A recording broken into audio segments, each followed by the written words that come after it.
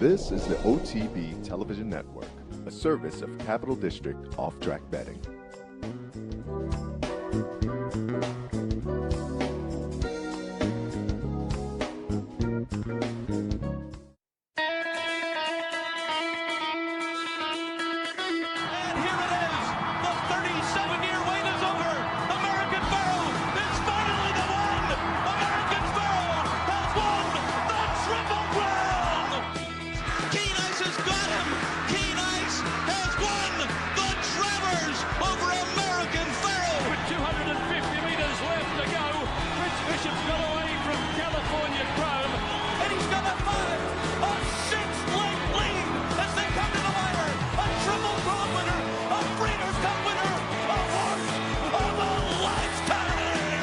Broadcasting live from the Capital OTB studios, this is Racing Across America with Seth Merrow.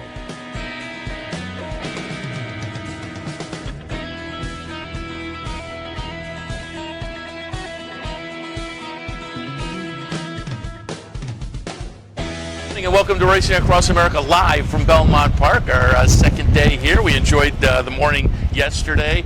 We were actually here Thursday, running around getting some interviews. We'll see those as we progress this morning into the rest of the program. But we are getting live from Belmont. Great spot right here on the apron. It's great. I'm going to say it's breezy. And if you were just standing here, it's a gorgeous morning. You wouldn't even really just feel like a little breeze. But with the papers, I'm kind of holding down the fort here a little bit this morning. But as I say, it is another beautiful day. Thursday, Friday, yesterday, and again today. Really a great shape up to this Belmont Stakes Festival weekend here at Belmont Park. Leading, of course, later today into the Belmont Stakes. Before we get underway, I want to thank our friends at Woodbine for their sponsorship. Woodbine, pick a bet and cheer on great racing north of the border. Also the Leah Auto Group, Leah, Cars for Life. Thanks to them for their sponsorship. And thanks, of course, to the New York Racing Association for their hospitality this weekend. We've really enjoyed it. We'll continue for the rest of today. Let me hit you with some of the promos here. Because today at the Clubhouse Racebook, I do want to remind you that there is a knockout challenge. Again, not only can you enjoy a great Belmont Stakes card, but a little contest action as well. Clubhouse Racebook, 711 Central Avenue in Albany. If you want to go to one of our other venues available today, the Betmobile will be at the City Line Bar and Grill, 1200 Western Avenue in Albany. And the Bet Bus is at 72 Tavern and Grill in Utica. Also want to remind you, fun event, fun promo coming up starting tomorrow. 4 Sundays at the book. The book being, of course, the Clubhouse Racebook. Trifecta Challenge format. It's a continual contest. Tomorrow is week number 1. There'll be $500 in final prizes for the tournament. And that takes place again.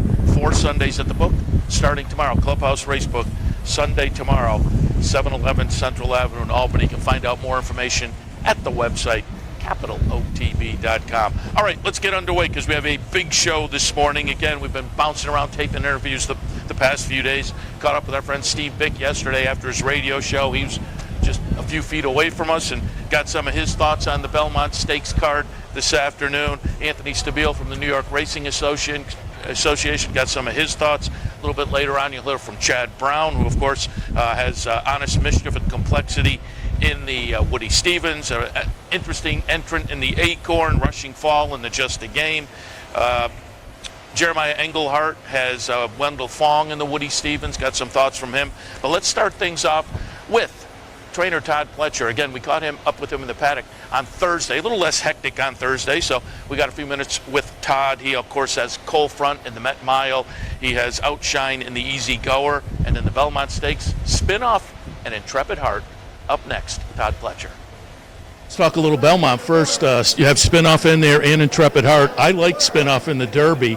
He ran 18th. From what I've heard, your conversation since, you're kind of looking maybe the track surface as being what was his kind of downfall in the Derby.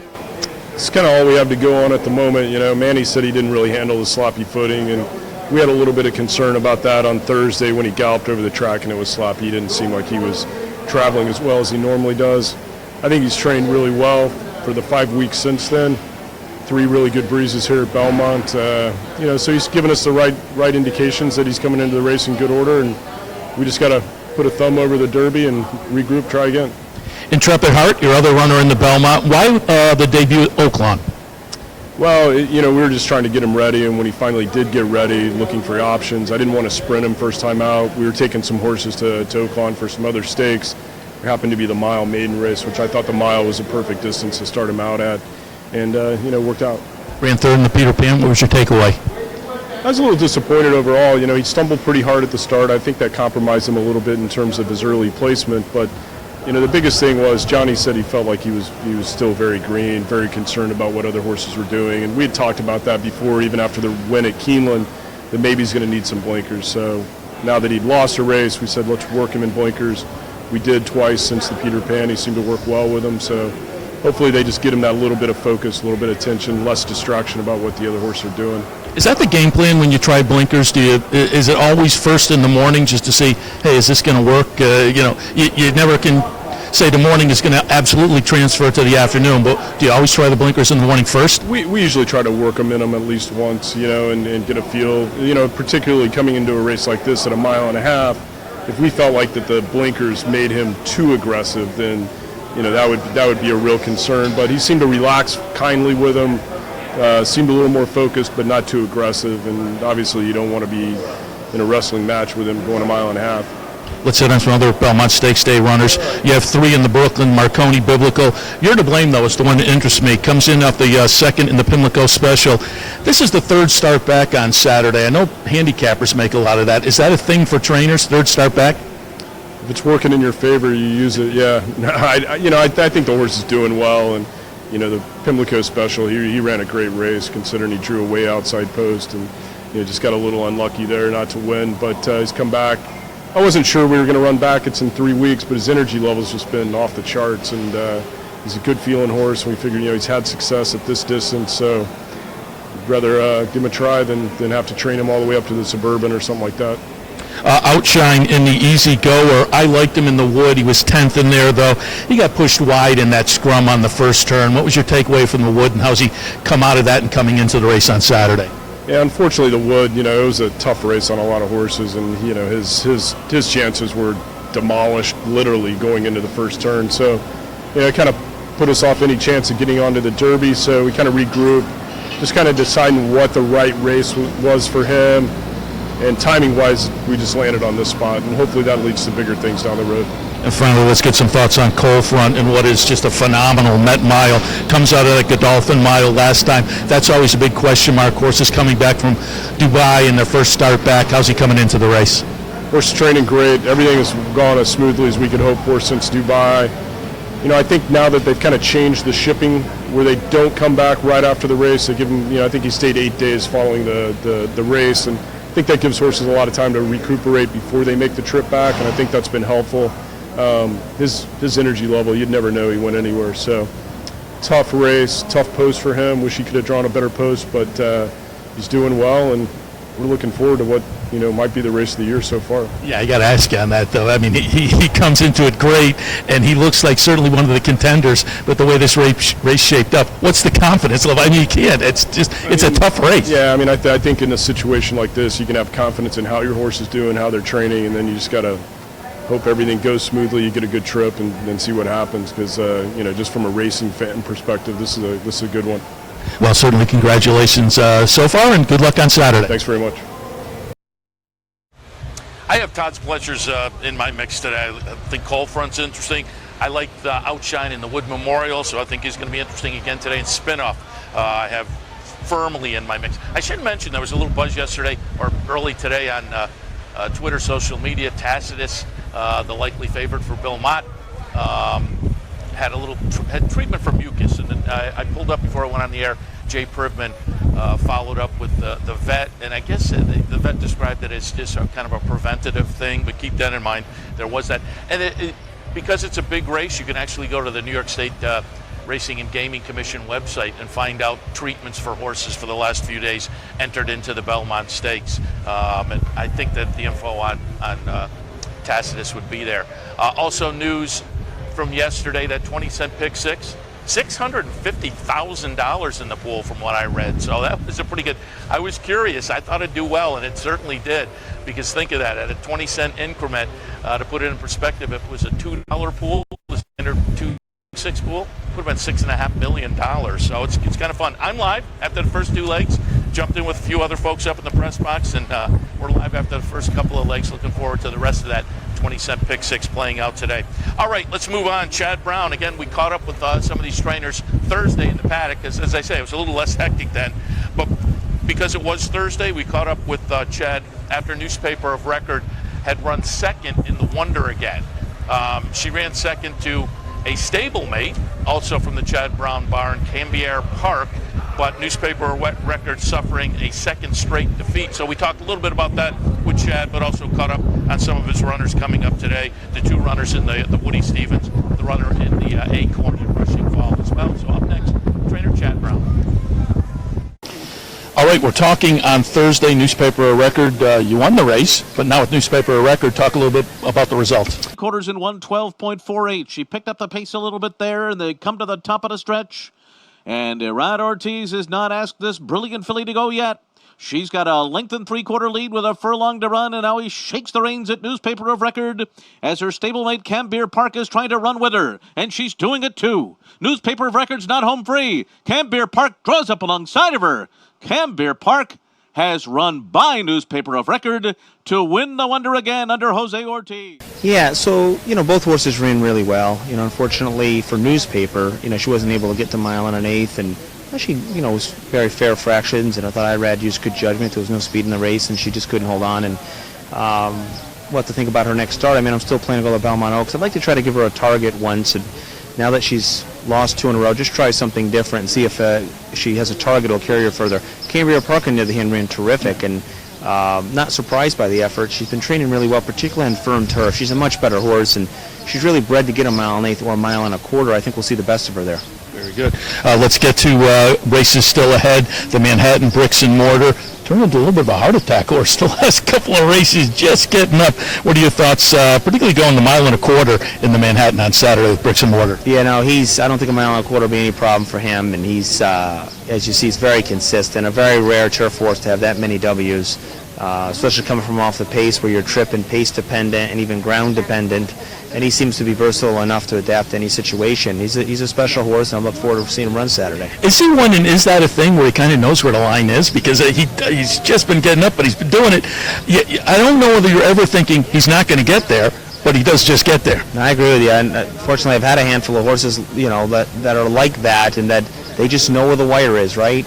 And I have a lot of respect for that and for this horse, and hopefully he times it again right on Saturday. You got a couple in the Woody Stevens, Honest Mischief and Complexity. Honest Mischief impressed, and the Maiden Breaker down at Keeneland. What was your takeaway from that one? Yeah, very impressive. He had trained really well. His debut was very good down at Gulfstream, beaten by a really good horse, and he learned a lot in that race and really moved forward big time at Keeneland. Ran a fast number, gave him plenty of time to recover, and normally I wouldn't take a maiden breaker right into a grade 1 like this, but I like the timing, I like the fact it's against straight 3-year-olds, and I like the distance of 7/8 for him. That's why I chose it. He's given up significant experience to a lot of other horses in the race, but we'll roll the dice. And let's hear a little bit about Complexity. Won the grade 1 Champagne last year, wound up 10th in the Breeders' Cup Juvenile. This is the 3-year-old debut for Complexity. He's one that I was trying to search for a race for. He's I'm in a rock and a hard place. I really didn't want to run him in a grade 1 his first start of the year. On the other hand, again, I want to run against straight 3-year-olds. I like 7/8 for him to start with. The timing's good. Let's get him started and see how he does. Just quickly, a couple more on Saturday. You talk about Maiden Breaker moving into tougher company. I don't know whether the 3-year-old filly division is that tough, though. Guerana, a Maiden Breaker in the career debut, only race so far. You step into the Acorn with her. Same situation, very similar anyway, of Honest Mischief, in that this one has less experience, only running one brilliant race. But again, I like the distance and the timing. Same age group. Not the toughest group of 3-year-old fillies on the dirt this year yet. These classes of horses can change, all right, throughout the year. But right now, I think it's the right move for her. I love her post. I don't think she has to be on the lead. I was actually surprised she was on the lead in her debut, so she's very rateable in the morning. and I'm looking forward to seeing her run. She's an exciting prospect. And finally, the Justy game, Rushing Fall. 7 wins and 8 starts with a second-place finish, a neck away from being undefeated. You also have environs in that Justy game, but talk a little bit about Rushing Fall. Yeah, she's a model of consistency and training really well. I like the mile distance for her. She's versatile. She can be on the lead. There's not a ton of speed in here. She can rate just fine, and hopefully she continues to win and ways Saturday. I'm curious, you have a Belmont thought? I don't. I haven't looked at it that closely. The two favorites look like they're really in good form and been trained very well by their conditioners, and they seem well prepared. And then there's some fresh horses in the race that are on the way up, I think. So it should be an exciting race. Good luck this weekend. Thank you. As noted before the interview, we talked to Chad Thursday in the paddock. And that meant we didn't talk about 2 winners he had yesterday, obviously. Separation of Powers and Homerique won for Chad yesterday. So a nice Friday leading into the Belmont Stakes card today with some nice runners, obviously, that we talked about in the interview. So good luck to Chad going forward. He's had a pretty good weekend so far already. All right, we're going to head to a break. I will alert you, just technical-wise, we typically send some of these interviews up to our studio in Albany. A couple of them just technically, there were some problems doing that, so we're going to be playing them from here. So we're going to head to a break right now, and rather than come back to me, we'll go right to an interview when we come back. It'll be Jeremiah Englehart. He has Wendell Fong in the Woody Stevens today. We'll talk Wendell Fong. We will also talk Pat on the Back and Sue's Fortune, a couple of nice winners recently for Jeremiah, and we'll get an idea of where they may show up next. Certainly wouldn't surprise me if we see him in Saratoga, but Pat on the Back, it sounds like even sooner than that. So again, we'll take a break. When we come back, we'll go right into an interview with Jeremiah Englehart. Stay tuned.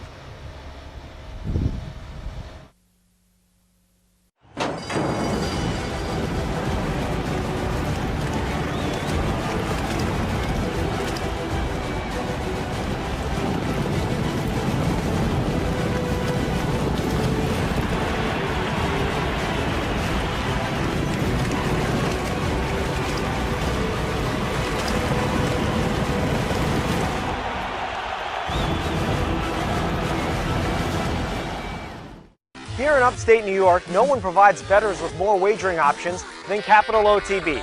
Our network of branch and easy bet locations stretches from the mid-Hudson Valley all the way to the Canadian border and west to central New York. So whether you need to place a bet, fund your Capital Bets account, or watch the next big race, all the action is just around the corner. A full list of our branch and easy bet locations can be found online at capitalotb.com. Capital OTB, the better and most convenient choice for wagering in upstate New York. In a recent study of some of the top online wagering sites, Capital OTB won big in total player rewards, far surpassing some of the best-known wagering sites in America. While other rewards programs simply offer you points redeemable for gift cards, Capital OTB's rebates are paid to you in actual cash. Plus, Capital OTB gives you full and immediate access to your money. So if all you're getting now are points and gift cards, join Capital OTB Player Rewards today and get cash back. Visit CapitalOTBBet.com and sign up today.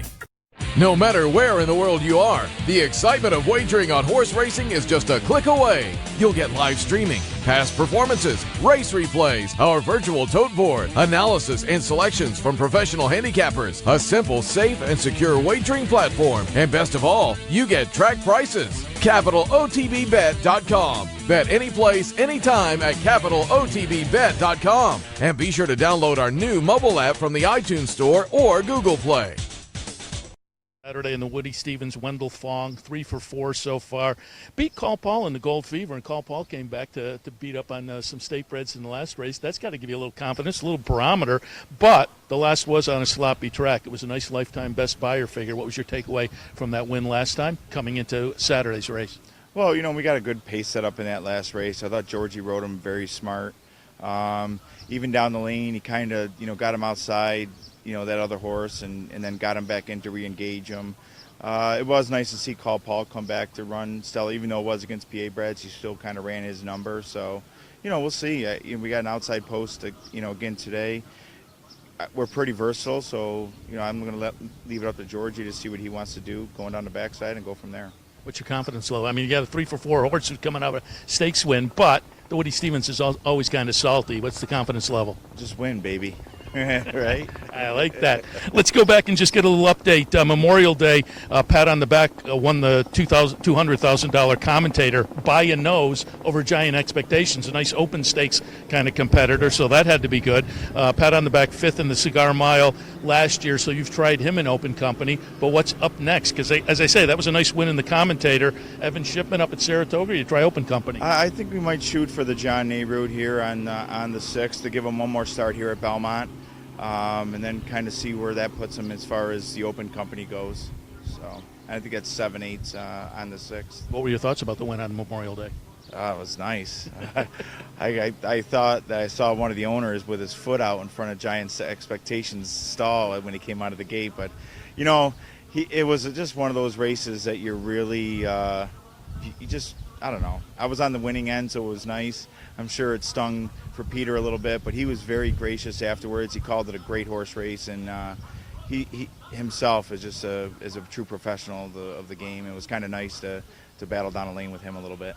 And one more, Sue's Fortune. We remember her up at Saratoga on the Adirondack last year. The 2019 comeback, a nice allowance win in the middle of May. She had a workout the other day. What's up next for Sue's Fortune? We're going to run her Sunday in the Jersey Girl, and hopefully she moves forward from that. Little quick back for me, but I thought the race was our best option considering what's coming up down the road. Good luck on Saturday and going forward. Thanks, Seth. Appreciate it. Okay. Thanks.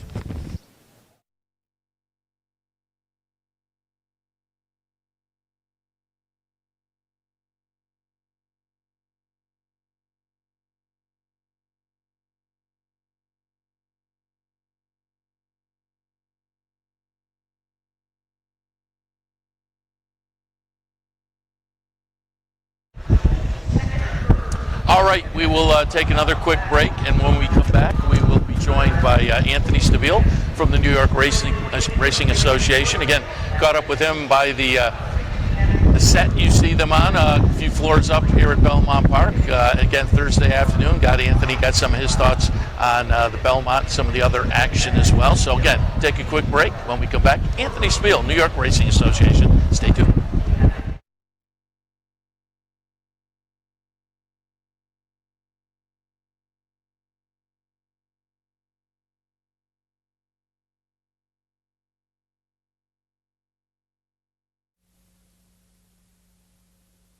Where's the best place to find your favorite teams, your favorite food, daily drink specials, and wagering on live horse racing? Legends Field Sports Bar, 711 Central Avenue, Albany. Get your game on day or night with 75 flat-screen TVs, tournament-style pool tables, a private banquet room, and live horse racing. So if someone asks you, where's the best sports bar in the Capital Region? Tell them Legends Field Sports Bar, inside the Clubhouse Racebook, 711 Central Avenue, Albany. What if there was a way to become a better horse player, to have a better knowledge of the game, to be more successful? What if there were a way to take what you've learned, what you know, and make better decisions, better choices? In horse racing, knowledge is a powerful tool.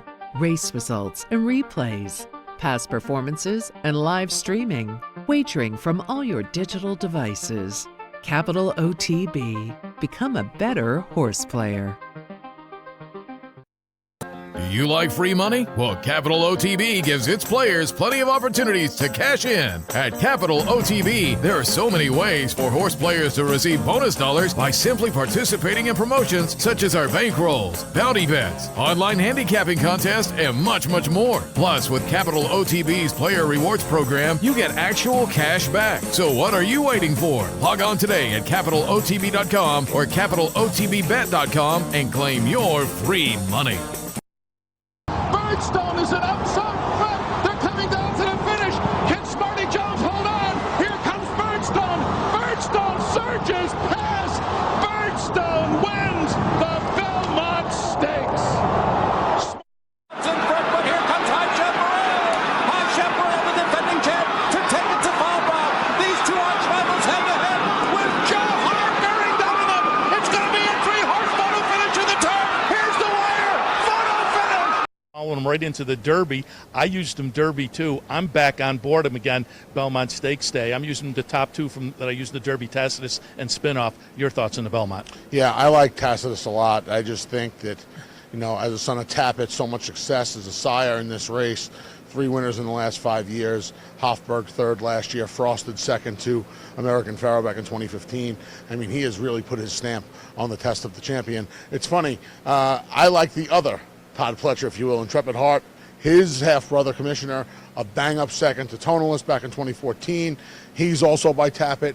Gets a pair of blinkers. John Velasquez talked to Todd after the disappointment in the Peter Pan. He stumbled from the rail draw. He ran. The blinkers went on.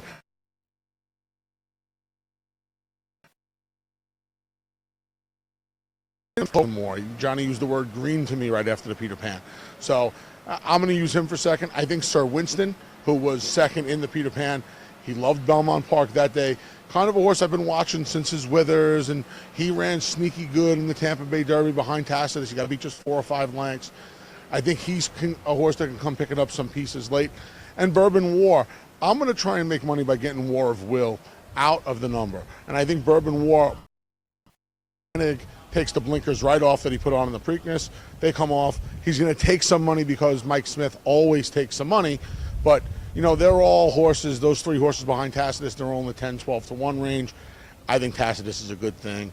I'm not going to use anybody else. There'll be no reverses on my pick 5s and pick 6s and pick 4s. He'll be the single. So I hope Belmont gets his second Belmont Stakes win with Tacitus. All right, let's move on to, obviously the Belmont, the highlight of the day. It always is on Belmont Stakes Day. But really the race we've all been waiting for is the Met Mile. It's been shaping up. It's really a spectacular race for probably a couple of months now. Matoli, McKenzie. I like Matoli, but the question mark is the distance. Your thoughts on the Met Mile? Yeah, the question mark was the distance last time when he went 7 furlongs in the Churchill Downs. The question mark was, what if he doesn't get the lead? He answered both of those questions in a very authoritative way. Now he's got to get the mile. A completely different beast, especially here at Belmont Park with the big quarter-mile turn, the big sweeping turn. He'll probably come under some pressure on the front end as well. I have a real opinion here. I really like Ferenz Fire. He loves Belmont Park. 2 best races of his life, figure-wise, have come here. I think the 3 best races of his life, period, when you include the Champagne win over eventual Breeders' Cup winner and juvenile champion Good Magic. Those are the 3 best races of his life.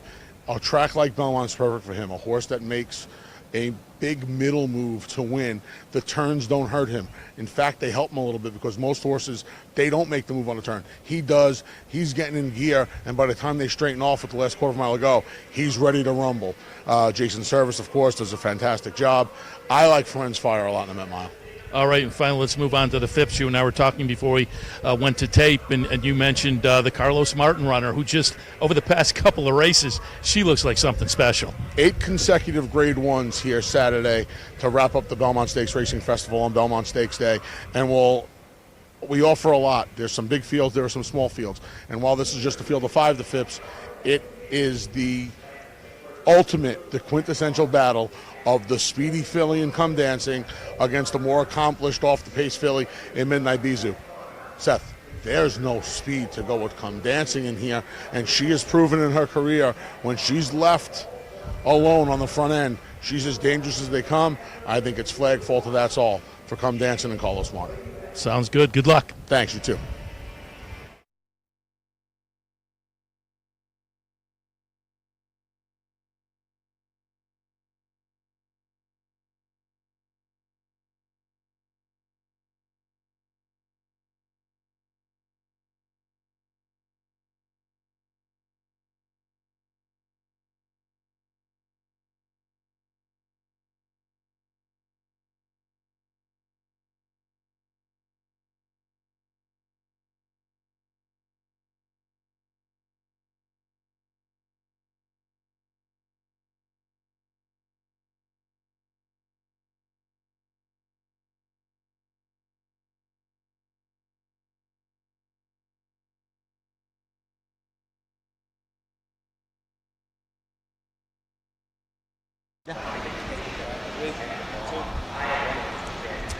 Welcome back, and joined now by Mike Beard of the Daily Racing Forum. Good morning. Good morning. How are you? Pretty good. Happy to be here, obviously, for a nice Belmont Stakes weekend. You and I were talking and kind of agreeing that without a Triple Crown on the line, you're not going to get that elbow-to-elbow kind of crowd. But I think with the Thursday, Friday, and now Saturday, they've had a great card today. I think they're going to do all right. Yeah, I think the weather helped them out. And, the Belmont Stakes maybe not the most exciting one, and then there's no Triple Crown on the line this year, obviously. So They didn't have to cap the attendance this year, but I still think they should pull a decent car. The undercart's very good. That mid-mile people have been talking about for 2 months, and it shaped up just what people were hoping for. Even on a Belmont Stakes Day, when you have the big race with 3-year-olds, I think that's probably the main attraction today, I was very interested to hear the numbers, and it turned out to be very good. That 20-cent pick six, the handle, they said $650,000. Yeah, and I said earlier on the show, you put that in perspective, if that's the regular $2 pick six, that's $6.5 million. Yeah, exactly. That's exactly right. Yeah, it was actually very smart that they did that this year, and it worked out very well for them. Yeah, I'm still alive, so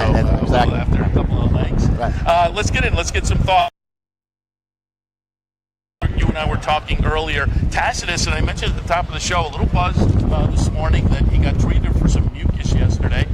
Your colleague at the Racing Form, Jay Ribbon, reported that the vet said just kind of a protective measure, maybe overprotective. Yeah. So people can make of that what they will. But I had Tacitus on top. And again, you and I were talking a little bit. I thought Spinoff might be my clever horse. I had that one underneath, and then the two Cassie horses. But as we talked, we were kind of agreeing. There's been so much buzz about Spinoff. Maybe he won't be a clever horse by the time we look at the odds. So what are your thoughts? So many people tell me that the Spinoff was their other horse as well. So it feels like there are a lot of people who are on him as the alternative. And I think, it makes some sense to me anyway. I'm with you. I have Tacitus as my top pick as well. I found it pretty tough to get past the favorites in this race. The longer prices, they just didn't really do a lot for me as far as, the handicapping goes. I thought Tacitus was maybe just ready to take a step forward here, and he's got the right pedigree to get this distance, all the things that you like. Not that I'm, way against War of Will necessarily, but I just prefer Tacitus to him. If I was going to use anybody else, I would actually use Pletcher's a little bit in the Peter Pan after he stumbled. I can't say that I love, he's coming into the fourth race of his life in the Belmont Stakes. That's not my kind of thing. He might need a little more seasoning, but he's got talent, he's got pedigree, he's got a little speed. He could get a good trip in this race. He's another one that's getting a little buzz too. I'm going to be interested to see what both of the Pletchers wind up going off at. The Japanese horse, I'm going to be interested to see what he does. Dale with his horse Everfest. Sir Winston, again, I said I used the two Cassies underneath. I had Mark Cassie on a couple weeks ago, on with me on the program from the studio in Albany, got him by phone. And I brought up War Will, how's he coming? And then I brought up the typical Belmont question, how's he going to do the 1.5 miles? And he said, War Will, like a lot of horses, until he does it, you don't know. But he said, I know Sir Winston's going to like the 1.5 miles. Yeah, he probably will. He's certainly bred to go this far. Listen, if you believe in speed figures, he's the fastest horse in the race.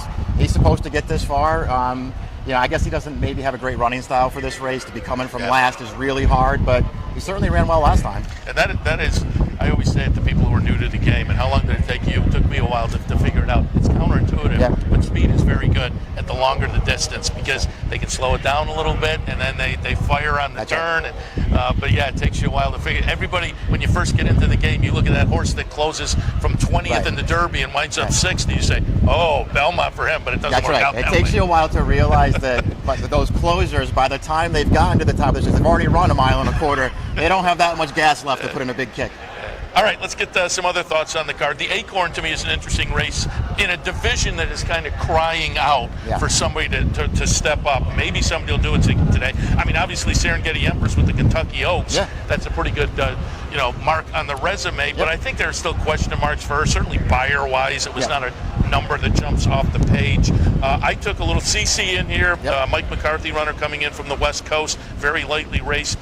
I put the Chad horse right underneath. Comes out of a maiden special event, and I think, as I say, this is a year where I think maybe you can make a little mark like this doing that. Career debut winner at Keeneland, maybe can jump in, and this won't be too steep of an ask for a Guarana in here. So I use those two on top. What are your thoughts on I could totally see Guarana. I put her second in my picks, but coming out of one race on a sloppy track at Keeneland and stepping right into a great mile, it's not going to be easy for her, but she looked awful good winning that race to me. She has a really big pedigree, especially to go a little bit longer. So I can see her. I was just against Serengeti Empress, the Oaks winner. She's a nice horse, obviously. She does seem like a horse who needs the lead to be effective. And I don't know, breaking from the rail, there's a lot of speed in this race. I'm not sure she can make the front. I think that will compromise her chances. So I was just going to stand against her. Your horse, CC, I put into my mix as well. We'll see how she does. She got a really big buyer speed figure for her last race. I want to see some confirmation for that figure, because the horse that beat her, an older mare, which is nice, but she has never run a race even close to that fast. So we'll see if she can back it up. My top pick in the race and the horse I want to bet in here is the number 8, Queen of Bees. I really liked her first 3 races. She's already been the 1-turn mile and run really well in that race. And she just looks to me like a horse who's going to get a great trip in this race just off the speed. She only managed 3rd in her last race, the 8 Bells. It was on a sloppy track on the Oaks undercard on Derby weekend. And her trainer was very open about that race. That she had missed some time leading into it. She wasn't maybe 100% for that race. I thought she still ran really well to get 3rd in there, and I think she takes a step forward in here. And she already fits on figures. I'm betting this horse today. Yeah, nice, 12-1 on the morning line. I think, looking at the field, I think you'll get your price in there in here. So Queen of Bee's interesting. I like it. The Manhattan also on the card on Saturday, Grade 1. $1 million up for grabs, 1.25 miles. I think it's a nice competitive field in here, and of course you always have to get by Chad in these kind of races. And Chad has bricks and mortar in here. But the last couple has been life and death. I said to Chad, wins and seems to have a nose for the finish line, but really has kind of given everybody a little heart attack in the last couple. I put that one on top, but I think Channel Maker for Belmont has a really big shot, so I bet those 2 are my top spots. Yeah, listen, they're to me, that's probably the 2 most likely winners of the race, one of them anyway. Bricks and Mortars makes a lot of sense as the favorite. You're right. I think if you just look at a horse like him with a huge resume, 2 Grade 1 wins already this year, you sort of expect to see him, maybe put on a little bit of a show out there, but he's not that kind of horse. He's not that flashy. He doesn't win by big margins, but he just runs every time. I mean, I don't see how you play the race and not use him. I think Channel Maker is a very dangerous horse for him to have to run against in here, because I think he will be forward in this race this time. He's just been showing way more speed lately. That's going to work out really well for him in this race, especially with the 9 Epic Call Scratching, who looked like the pace. That horse is gone now. Channel Maker just could go right to the lead in here. I think he's very dangerous. My idea in the race outside of those 2 was one of Chad's other horses, and that's the 7 Olympico. His stateside debut, it felt like maybe he just had everything go his way that day. He caught the soft turf. Robert Bruce, another Chad horse who was supposed to be the horse to beat in there, just really didn't show up and run a good race at all. So this horse didn't have that much to beat in there. But I was just very taken with his run in there. They sat last with him the entire way around the track. He looked loaded the entire way around, and he won for fun once Carmouche turned him loose in the stretch. So I think this horse maybe just really responded to American racing and to Chad's program, and maybe Lasix too. And I'm just going to give him a chance to back that race up in here because I wanted to take a shot against Bricks and Mortar, even though I'm using him. It's interesting to note that this horse too, he came from last to first to win the Fort Marcy, but if you watch his races from France before he got here, he was a speed horse. They would put him right up on the pace, on the lead, or sit right up close, so he doesn't have to be far out of it in this race. I wonder if they'll get him closer and he can back that race up. Yeah, interesting. And we won't get the 18-1, I don't think. I don't think so. 6-1 on the morning line, but you look at. I was hoping he would drift off to 6-1. We'll see. It's possible because certainly yeah. Bricks and Mortar and Channel Maker will take a lot of action. But I just look, Michael Dubb, Madaket, Chad Brown. 6-1. I will say 6-1's not a great price on him in this race today. I don't think. I was hoping he would drift off. Yeah, and as I say, it won't surprise me with the connections that are in there. Yep. And finally, I'd love to get some of your thoughts on the Met Mile because again, we talked about it earlier.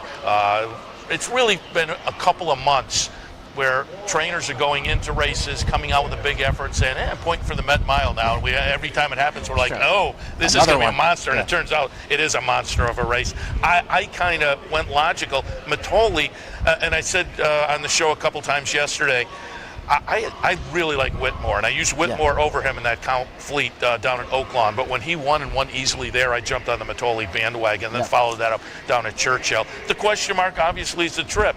McKenzie getting great reports working out in Southern California. Cold front off that nice win in the Godolphin Mile, and Thunder Snow also seems to be coming into it well. Dale has promises fulfilled. Now, the one I didn't use in my mix, I used the 3 I talked about, Matoli, McKenzie, Cold front, and then Thunder Snow underneath. And I did not use Frenzy Fire, but the last couple of days as I've talked to people kind of pointed out, and I can't disagree, he's a freak here at Belmont. Just on that, I'm going to have to play him somehow. It's very interesting. You're right about that. I mean, I actually picked Forense Fire on top in the analysis in the form, and just mostly for that reason. He really likes it here. He just ran such a big race last time, and they run happy too. I mean, that was a very powerful performance. This is obviously a much tougher race for him. But if he's up for it, he's got races that are plenty fast enough to win. I'm not against McKenzie. I think he is the horse to beat in here. He's just been class from day one, and he does, he's such a good horse that he can go longer. But he really does feel like a horse who's just better at shorter distances. Every time they cut him back in distance, he just runs a bigger race. I think he's the horse to beat here. They were my main 2. I was a little bit against Matoli just because I feel like this Met Mile came up so tough for him. But he's obviously a very talented horse and could easily win this race. If I was going to throw a long shot in, I was going to throw in the 8 Pavel. It might be too late for him. So he felt like he was cut out to be a real. Just decided he's a 1.25 mile horse that they're going to ship around the world and run in every Grade 1 they can find. I like him going a shorter distance. I just wonder if they waited too long to do this. And Matoli, I mean, you mentioned it's kind of a step up for him. He did win the Grade 1 last time, but the Met Mile is, year in and year out, one of those kind of races. Yeah. But he wins this like he won the last 3 or 4. He just becomes a horse for the ages. He's such a talented horse. I wondered, did it bother you at all that Whitmore came back and ran so poorly? Whitmore ran so poorly yesterday. He's one of those horses, though, where, you can kind of make the case that, I don't know, maybe... Yeah, I hear what you're saying. I mean, but totally, you can't knock the races that he's run so far. You just can't do it. He's never run a bad race. Yeah, as I say, he wins today, and all of a sudden he becomes one of those horses that we'll always remember, certainly. And it's going to be a fun afternoon with the Met Mile, with the Belmont. Anything stand out to you over the past couple of days? Yesterday, Catalina Cruiser, Separation of Powers, a couple of Chad winners. 4 left coming in for John Sadler. Looked pretty good in the 2-year-old race. Yeah, that's a very fast horse. Homerique, the other Chad Brown runner. Homerique looks very good in that. It's the least surprising thing in the world to see Chad run 1-2 in a turf-graded stakes race. That Homerique looks like the real thing, though. She's a very, very nice horse. And Separation of Powers looks good too. Yeah, we're certainly looking forward to some of these horses showing up in Saratoga. That's always fun. Will we see you up there? Yes, I'll be up there the whole meet. Yeah. Oh, very good. So we'll get you over on the backstretch at some point. Perfect. I'd love to. All right. Appreciate the visit today, and folks can find Mike's work obviously in the Daily Racing Form or drf.com online. Again, thanks for the visit. Thanks very much. I appreciate it. All right, we'll head to a break. When we come back, hey, we were out here in the cheap seats yesterday and ran into somebody, and we'll have him after the break. You may recognize him. Yes, that's so on Sirius and XM, but we talked a little Belmont Stakes with Steve Beck. That'll come up after the break. Stay tuned.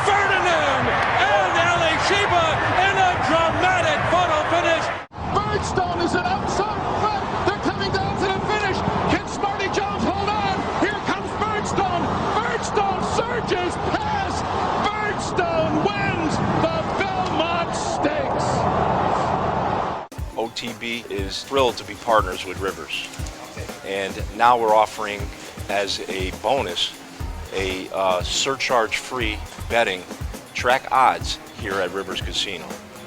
The benefit to our bettors is that there is no surcharge. It's actually putting 5% more in their pockets. There's nothing to do. It's just make your bet, and when you cash it, you're 5% richer.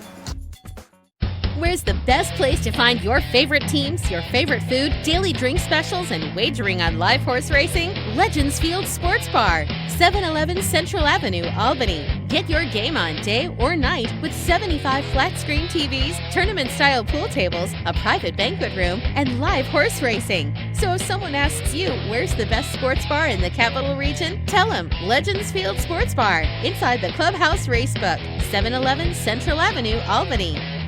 On stakes, and we found a fella here sitting on the apron a little early in the morning. I like that you get the early start. That indicates to me that you may have some inside knowledge, and what better place to get some inside knowledge at Belmont Park on Belmont Stakes weekend? Give us some thoughts on the Belmont. Well, I sleep here, so it makes it easy to be here early. Inside information. What is it? This is for what? Who does this? Capital OTB TV. Upstate New York, Albany, Saratoga region. Okay, all right. Is there money involved? No. We're hoping. Not for you either, is there? We're hoping you give us some free advice. Well, all right. I'll try. Maybe there's a few. Maybe you and I could maybe do this regularly. That's we have an open spot on Sundays. If this goes well, we may work that out. All right. I'd make myself available for that. All right. Toss out some opinions. Belmont Stakes. It's funny because I thought I had everything set going into the weekend. I just finished our Friday edition of At the Races, and now I'm completely flummoxed because Paul Matisse, and is there a better opinion? And the other Pletcher, I've been talking about Intrepid Heart since February because he was basically cut out to make it to Belmont. They did get here. He's lightly raced. Yes, he's got to step up and beat real horses for the first time. However, his brother beating a Zop, one of the toughest beats I ever took in a Triple Crown race. Commissioner, Tonalist getting him in the final strides, and I think he was like 26-1. It's interesting that Paul, there were aspects of spin-offs lead into this that I considered. I think it's a referendum on the Louisiana Derby and how you feel about how good that race is, and of course between Country House's involvement and War of Wills, there's this consensus that for the first time in anybody's memory, since Risen Star, the Louisiana Derby for the boys, we knew the Oaks, the Fairground Oaks, is always productive. I picked Intrepid Heart. I think Tacitus is going to run his race. He's a horse that, leading into the Derby, a lot of people said, this is really not his spot. That wait 5 weeks and the Derby will be better for him. Size-wise, he ended up running a very good Derby. But I thought I had a pretty conventional approach with Intrepid Heart. I've kind of cooled on War of Will as the week has gone on a little bit. I like the other Cassie to run well, Sir Winston. Got him in the mix. So those were the four that I leaned on, but now I'm troubled by the spin-off mojo. Whereas me, I like it. I had spin-off underneath, so I'm good to go. Tacitus over spin-off. I'm sticking with my Derby picks. All right. Let's go back to the Manhattan, and we'll kind of go back to the 4 races that end with the Belmont and look at that pick 4, the Manhattan Bricks and Mortar. I think Channel Maker could be a real challenger to Bricks and Mortar. Your thoughts on the Manhattan? Well, I think your approach to the Manhattan is basically keyed by the multi-race positioning. If you don't feel that the Belmont is a race where you're going to take some shots, if you don't think that the Met goes beyond the top obvious horses, which we'll talk about in a minute, well, then I suppose you spread. If you have a conventional approach, Matoli, McKinsey, Firenze in the Met, and a conventional Belmont opinion, and you want to get 2 or 3 or 4 horses, the Woody Stevens is a little tricky. So if we're talking pick 4, depending on how many horses you want to use elsewhere, Bricks and Mortar is an obvious place to make a stand. Cases can be made to different degrees on all the other Chads. Robert Bruce, may get a better scenario this year than he did last year.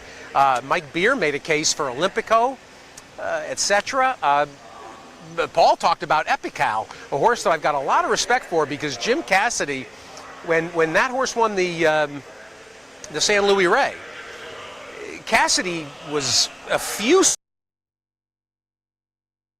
future, and he may be loping along. How many times do we get here and we're so concerned with who's going to be making late moves, we forget about who's controlling things up top. And that could be Epical. But I think, for my own purposes, in the multis, I think I want to make a stand with Bricks and Mortar and just, live or die. I very frequently find myself beaten. The last 2, you may be living or dying. Exactly. Because he's gotten up and he's won in the way you would like. But has certainly done it in the shadow of the wire the last couple. Metropolitan Mile, we've been talking about it for at least a month and a half, maybe a couple of months, as horses come out of races and the trainers say, hey, next start, Met Mile, it's shaping up to be a good race, and wound up to be a good one. I have Matoli, McKenzie, Coldfront as my top three, Thunder Snow underneath. But the more I've talked to people, Frenzy Fire, he freaks over this track. I'm going to have to play him in some fashion. Well, I think you have to use, I mean, without fail. I mean, again, the pace scenario here is fascinating because Promises Fulfilled and Mitoli, you get the sense after the Churchill Downs, you get the sense that Mitoli now doesn't have to have the lead, that he can just go out and be as fast as he needs to be for positioning purposes. It certainly impressed me, and it made me think, if he's going to get to the Met, he's going to be mighty, mighty dangerous. However, Promises Fulfilled is going to engage him one way or the other, whether Promises Fulfilled has to be caught or whether he has to try to keep up with Mitoli. And I can tell you that Dale Romans yesterday told us on air that he's not convinced that Promises Fulfilled can outrun Mitoli if it comes down to that. But you got to figure he's going to extend him no matter what. McKenzie, Ron Anderson, no less than Ron Anderson, who does not have a mount for Joel Rosario. Ron said his best bet of the whole weekend is McKenzie in this spot. And that, all you have to do is go back to the replay of the Ali Sheba and watch the way Smith let the speeds pass him and then regrouped and then came. It was wonderful. And listen, I'm a McKenzie fan, and I have been. So I will probably pick McKenzie. I'll probably use Mitoli second and Firenze Fire, not even as a B, I think as an A. I think the three of them gets you through the race. And I should add, if folks go to stevebick.com, they can find your selections on Belmont Stakes Day and follow along on those plays. Select the premium package, which is the same price as. Oh, that's right. That's right. I've been doing it for 18 years for nothing. Which makes it premium in and of itself, just because you're doing it. And finally, let's take a look at the Woody Stevens Grade 1 event for the 3-year-olds going 7 furlongs, $400,000 up for grabs. The two Chads are interesting to me. I split them up, though, with Mind Control. This, to me, in the sequence is the race where I think you do have to spread around a little bit. Honest Mischief is going to get a lot of buzz, certainly, but your thoughts on the Woody? Well, again, I approached all of this. I haven't up the Saturday action yet, and I want to see Mike Welsh's final thoughts in the workout report and the Clocker report from DRF.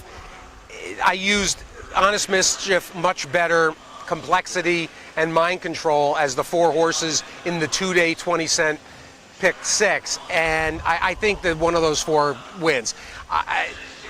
Honest Mischief is out of the Wonderful Honest Lady, was one of my absolute favorite horses in recent years. The daughter of Tussaud, one of the best families in the entire stud book, and always enjoyed talking to Bobby Frankel about her.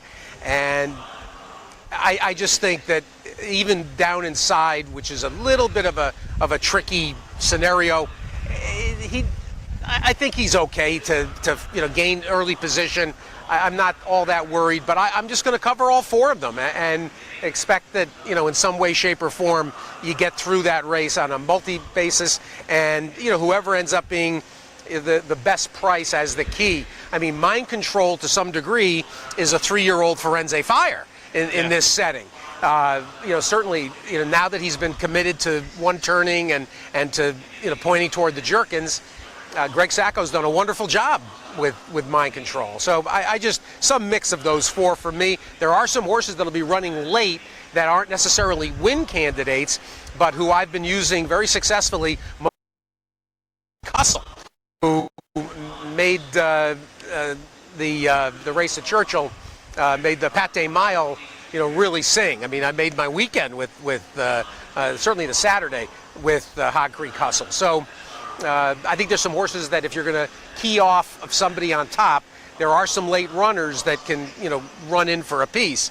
But on win candidates, I think you can find it to those 4. All right. And again, stevebick.com for the selections on Belmont Stakes Day, and I'm glad we just ran into you here on the apron at Belmont Park, Belmont Stakes Weekend. It's always great to see Seth Merrow on the road. You have no idea how exciting it is. People, they chant his name from the rafters. Seth, Seth, Seth. We'll have to get the face of GoTB. And that, by the way, that goatee is looking a little scruffy. You're right. I have not. It was a bad trim job I did like a week and a half ago, and then so I should have done it. Yeah, you're right. What do you use, a butter knife for that? It was not a good effort. I will readily admit. As the viewers know, they don't look to you for grooming and for sartorial support. You are the sartorial part of the team. Thank and you. again, Thank the you. team will be back together in a few weeks up in Saratoga. The Clip Shop in Bennington, by the way. Oh. Yeah, the Clip Shop. All right. Jenna at the Clip Shop. And I'm assuming you got it just before you came down here. Actually, about 10 days, because we got the wedding in 2 weeks in Rochester. So I wanted to kind of time it. See, there's thought that goes into this, as opposed to, picking clothes out of the back seat of your car. To tell you the truth, I thought the same thing. I was going to get a haircut on Monday, and I thought, nah, I don't want it to be fresh. So No, it looks good.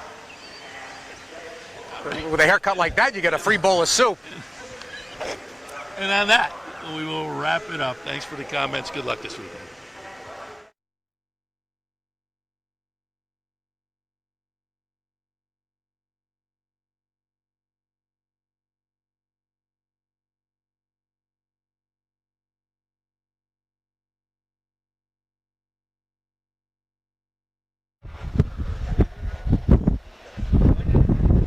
Steve Bick. He's killing me. He's killing me, the guy.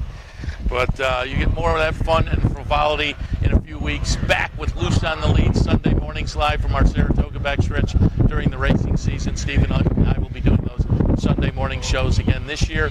So you have more of that to look forward to, and so, as do I, during the Saratoga season. But we appreciate Steve stopping by. I want to thank the rest of the guests. Anthony Stabile, Chad Brown, Jeremiah Engelhardt, Todd Pletcher, and of course sitting in live with us this morning, Mike Beer of the Daily Racing Form. Hope you enjoyed our shows yesterday and this morning from the Belmont Park apron, Belmont Stakes Festival weekend. Yesterday we also had some cut-ins. Hopefully you stay tuned during the afternoon. We talked a little Terry Finley. They have a runner today in the Easy Goer, Still Dreaming. We talked a little bit about that horse live from the paddock. Jason Service, we caught up with him in the paddock yesterday in the afternoon, so we did have some live cut-ins. Do more of that this afternoon too, with some audio cut-ins most likely today, and hopefully we'll bounce around and get some interviews in the winner's circle as well. We'll have some of that as well, not only this afternoon with cut-ins, but tomorrow during Racing Across America. I will be back in the studio by tomorrow morning, 10 a.m., Racing Across America, where we will recap this great Belmont Stakes Festival weekend action, so tune in for that. Let me remind you also some of those promos once again. Don't forget the Betmobile available at the City Line Bar and Grill, 1200 Western Avenue in Albany. The Bet Bus today available at the 72 Tavern and Grill in Utica, so there are some alternate venues for you to stop by. Of course, we'd love to see you at the Racebook. Stop on down at the Racebook and enjoy all of the Belmont Stakes action and the Belmont card as well. In Central Avenue in Albany, there's also a $100 knockout challenge at the clubhouse today, so you get that bonus as well as all the great racing action tomorrow at the clubhouse Racebook. Kicking off 4 Sundays at the book, a trifecta challenge format contest. It'll be a continual one. That's tomorrow at the clubhouse Racebook, starting 4 Sundays at the book. Check out the website for more information. One more reminder on your plays today. First, it's an 11:30 post time here today. Keep that in mind. So things kick off in, what do we have, about an hour and a half. So guarantees, there's a $500,000 guarantee on the early pick 5 starting in race 1. There's a $500,000 guarantee on the pick 6 that starts in race number 6, and a $1.5 million guaranteed pick 4 starting in race number 8.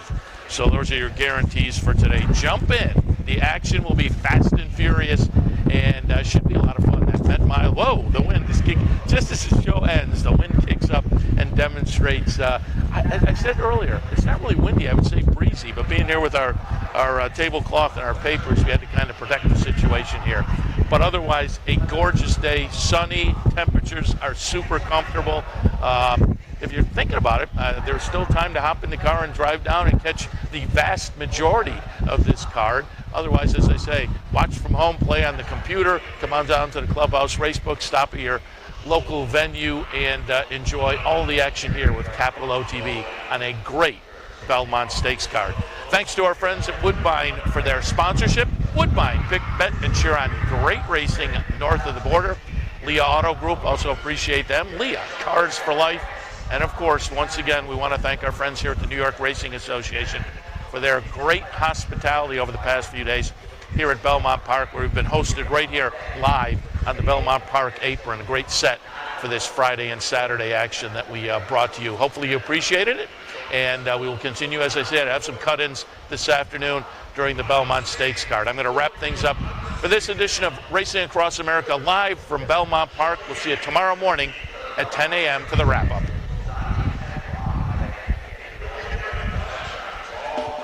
You're watching OTB TV, a service of Capital Off-Track Betting.